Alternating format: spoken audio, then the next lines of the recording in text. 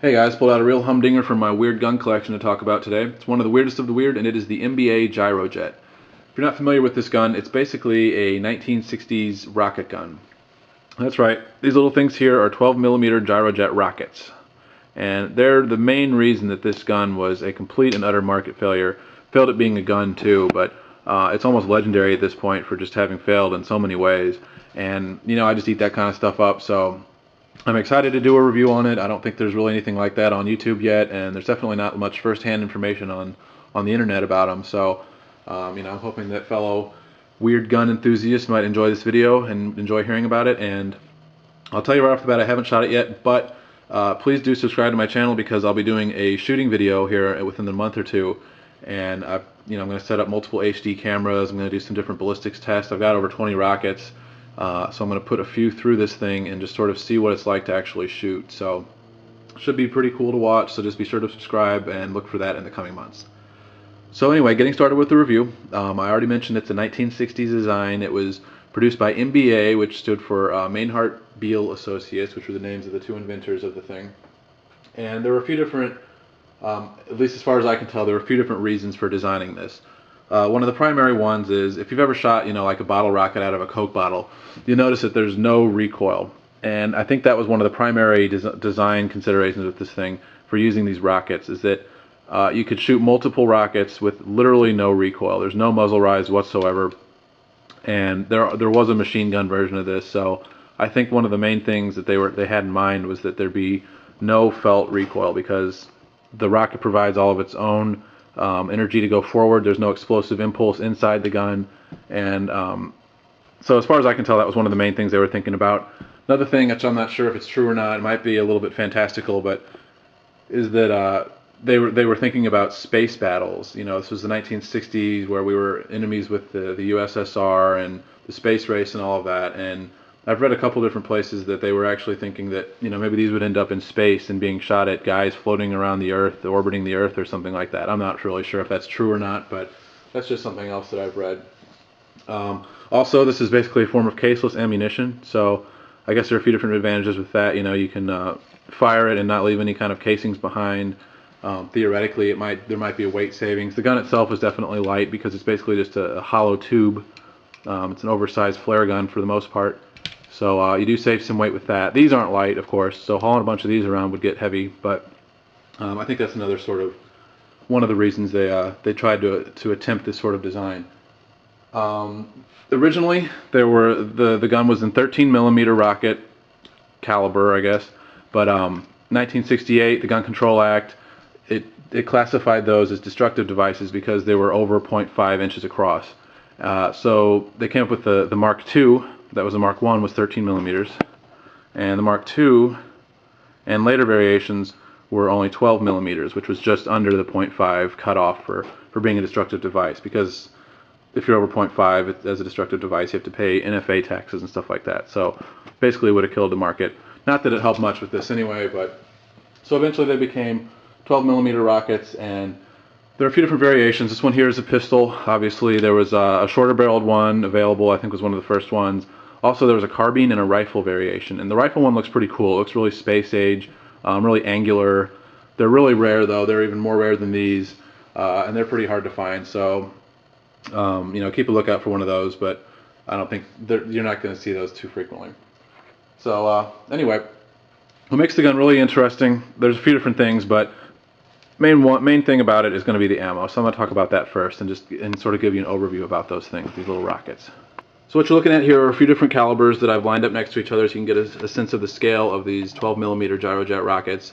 Got a 22 on the left, 9mm, 45 ACP, 357 Magnum, and then finally the 12mm Gyrojet. And as you can see, it's pretty stout, pretty sort of compact, sort of like the 45 ACP or maybe a 50 AE or something like that.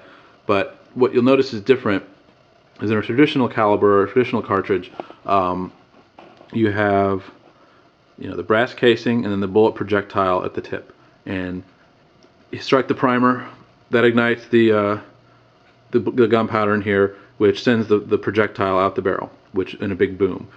The Gyrojet is similar, but it's different. You strike the primer, it ignites it, and then there's all the propellant is contained within here, and there are these vents in the back.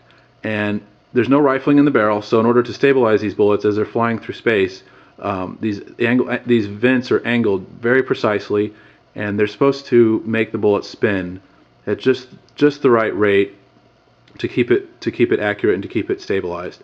At least that's the plan. They didn't actually work that well in practice, which is one of the reasons why the gun failed so badly. But that's the idea with it. The rocket propellant was supposed to give out after about 60 feet. Another concern that I've heard about is that after leaving the barrel, it takes a little bit to get up to speed. So when it's right out of the barrel, it's not really moving all that fast. And I've heard that it just bounces off of you. But I've also heard conflicting reports that it's really moving faster than people think it is, that it's moving fast enough to actually hurt you, but it's just not that fast. Eventually, though, it's supposed to get up to over the speed of sound, about 1,200 feet per second. The thing weighs about 14 grams. So moving that quickly and with that much mass, it actually probably would put a lot of hurt on somebody. And I've heard it basically tops out at around 45 ACP levels of energy. So that's sort of a look at the cartridge. Another sort of setback against it was because there's no rifling in the barrel and it's relying on these vents, that's pretty unpredictable. After an explosion with a projectile flying, it's pretty easy to predict where it's going to go just based on forces of gravity and things like that. But this thing, it's being propelled while it's in flight. So these things had to be machined really precisely, and they often weren't, was one of the problems. Sometimes the vents would be a little bit closed, or they wouldn't be at exactly the right place, and it would fly erratically. It was hard to be accurate with them. So these rockets are really what doomed the gun. The gun itself is basically just, like I said earlier, an oversized flare gun. But these rockets were just, they didn't do anything better that conventional cartridges could already do, and they were expensive, and they were basically what spelled the end for this gun. The whole concept was the rockets, and it was a failed concept. And I've got some other ones here, and I'm not sure actually what the difference is. I've heard that there were some armor-piercing rounds available, and I'm wondering if these are those.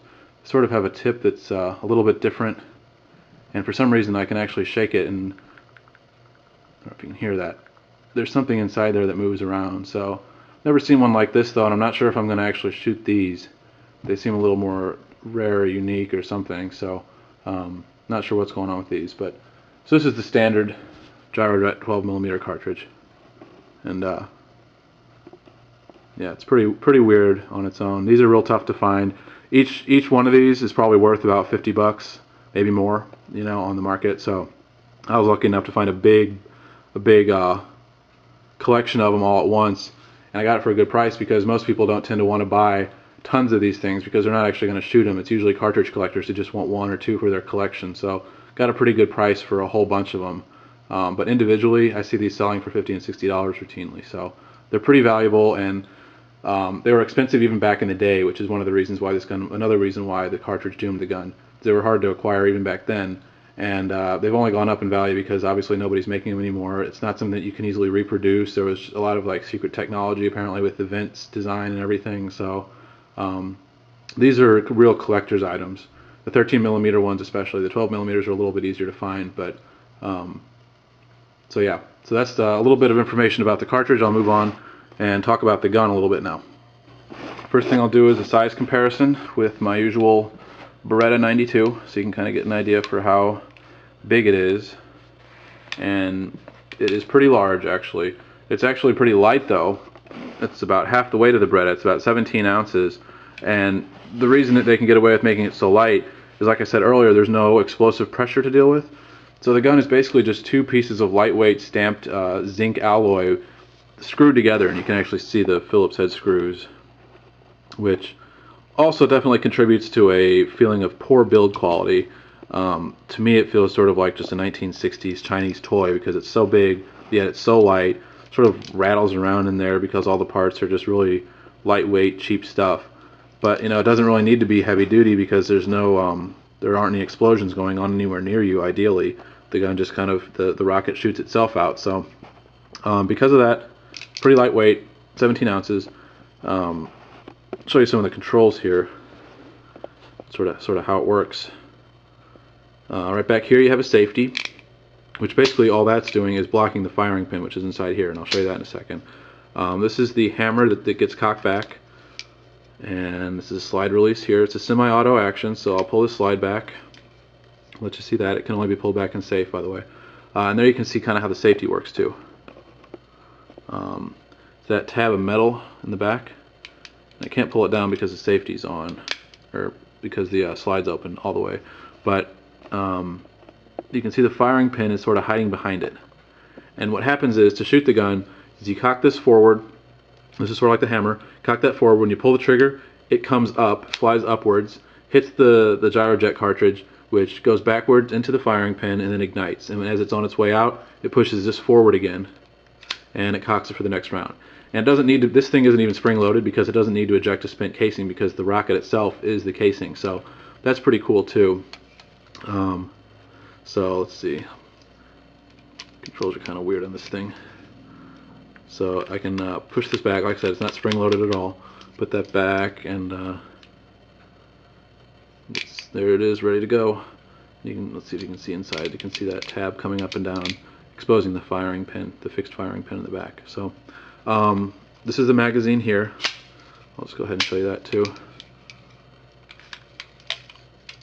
It's spring loaded. I think it holds 7 rounds. I'll annotate that. I'm not exactly sure how many it holds, but as you're loading it, you just guide it down with this, load up your rockets, and close it and take it off safe, and you're ready to go. So I'll show you the sight picture. It feels really tall in your hand, which makes sense because look at how tall it is. It has to have all this height to have this mechanism work, but it feels really tall, and I'll show you the sights. The sights aren't very good either. There's the rear. Let's see if we can get the front. There's the front. They're just really small. They're pretty hard to pick up. It doesn't point very intuitively either, in my opinion.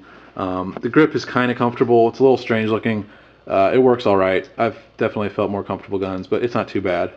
And especially because there's no recoil to deal with or any kick or anything like that. You know, it doesn't really matter what it feels like because it's just like, you know, there's no like nothing to deal with that might make it uncomfortable. So let's sort of look at the gun and the ergonomics and everything. Next, I'll get into the criticisms. Actually, before I show you the criticisms, let me just show you real fast the trigger pull on this thing. It's pretty bad. I'll cock it. It's probably not a good idea to dry fire this thing because it's so cheaply made that I could just imagine this thing breaking and flying off somewhere. But so it's cocked, ready to go. You can see there's a lot of creep here, a lot of play, and it's actually pretty heavy to finally let it drop. So that was pretty heavy. I would say it's at least 10 pounds, probably more than that. And you saw this thing fly up, and if there was a rocket in there, it would slam back into the firing pin, go forward and push this back, cock it again, and it's ready to go again. So let me show you one more time. You can see that a little bit. And like I said, this whole thing is so cheaply put together that there's really no like complicated steer mechanism or anything going on in here. It's pretty much just a basic lever, and it's just slipping off of there. So let me just show you, that's all that flop again, and pretty heavy, 10-12 pounds probably at a minimum. So pretty bad trigger. So as far as criticisms go, there are a lot of criticisms with this gun. If you haven't already figured that out from watching this video, basically, I mean, the trigger is really bad. It's really cheap feeling because it's so lightly constructed. It just feels like a toy.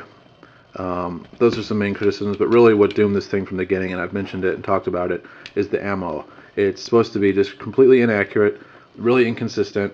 You know, I've heard that from anywhere closer than 20 feet, it's basically just going to bounce off of you. I'm not sure if that's true or not, but it takes a while to actually build up speed, so it's really ineffective at close range. This thing was supposedly designed for use in Vietnam, where you're shooting through bushes and things, and what I've heard is that the rockets could barely even make it through some dense leaves because they just don't have any oomph until they get up to speed. So there's just a lot really against this gun. It's really slow to load is another one. There are a lot of reasons why this thing was a complete failure and why you don't see these around anymore, or even this idea. Apparently they are somewhat successful as flare guns still, which is basically what this is. You know, it's just a flare gun. So apparently the technology is still being used for that. But as far as gun technology and weapons technology goes, this thing was a bad idea from the start, poorly executed, and really just all around. There's no redeeming values in this thing at all. So in conclusion, if you're interested in the Gyrojet, honestly I would not recommend like getting one except for the novelty value. The ammo is really hard to find. It's actually harder to find than the guns themselves. So these things are basically paperweights nowadays. Fortunately, like I mentioned, I got a whole bunch of ammo with this thing, so I'm going to be fortunate enough to put a few rounds through it and see what it's like to shoot it. But for the most part, it's not something that you're going to be able to shoot more than once or twice in your life, probably, unless you like spending a lot of money. The rounds themselves, $50 each, you know. So, and there's a limited amount, so I kind of feel bad about even shooting them because there's never going to be any more. So it's up to you if you'd actually want to shoot this thing if you got one. But they're really hard to find. Not as hard as the ammo, of course, but they are tough to find. And overall, it's really just a cheap feeling gimmicky gun. It's worth it if you're into weird stuff, but like I said, it's just more of a conversation piece than any kind of actual firearm. So keep an eye out on Gun Broker Forum if you're interested. They do come up somewhat frequently. They're not nearly as rare as some of the other stuff out there, but the ammo certainly is. And yeah, so that's the Gyrojet. And be sure to subscribe. Like I mentioned in the beginning, I will be making a shooting video of this thing. I've got a bunch of rockets, and I'm going to send a few of them through it. I'm going to do some ballistics gel tests maybe. Hoping to get a couple chronographs set up, sort of get some accuracy tests going. So I'll probably put 3 or 4 rounds through it with multiple cameras to try to document the thing really well. So just be sure to subscribe and look for those videos, the shooting video. And thanks for watching. Let's get a few more looks at this thing because there's not a lot of videos out there about these. So I'll let you get a look at every angle.